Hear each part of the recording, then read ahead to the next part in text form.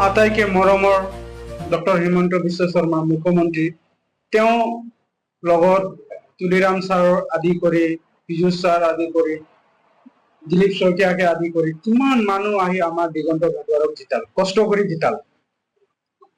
আমিও সচেতন নাগৰিক হিচাপে তেওঁক আমি বিজেপিক ভোটটো দিলো, কিন্তু তেওঁ আজিলৈকে বিহালীৰ মানুহক গুৱাহাটীত গ'লে তেওঁ সুধিয়ে নাচায়, কি খাইছে কি খোৱা নাই দুখ সুধিয়ে নাচায় তেওঁ।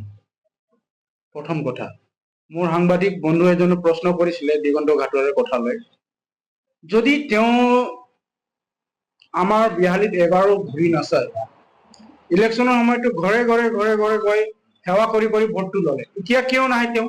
এতিয়া আহিব লাগিছিলে, ইয়াতে থাকিব লাগিছিলে তেওঁ। গতিকে আমি দিগন্ত ঘাটোৱাৰক চালো, সেইকাৰণে আমি অন্য প্ৰাৰ্থীক আমি কোনো বিশ্বাস কৰিব নোৱাৰো।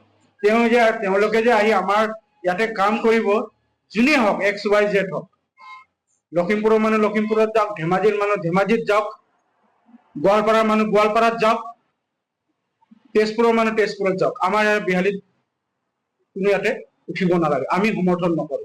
তেওঁলোকৰ বিৰোধে আমালোকে কঠোৰৰ পৰা কঠোৰ আমি বিৰোধ কৰিম।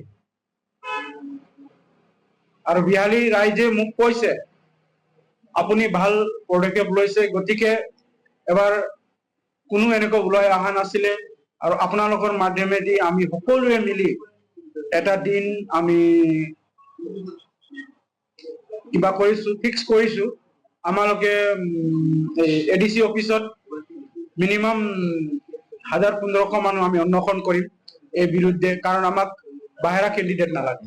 আমি মুখ্যমন্ত্ৰী ডাঙৰীয়াক আমি কম, আমাৰ লোকেল কেণ্ডিডেট দিয়ক, যোনে হওক, থলুৱা মানুহক দিয়ক, আমাৰ বিহালীত বৰগাং হওক, ৰাংচালি হওক বা এইফালে যৰে হওক, ইয়াৰ মানুহ দিয়ক।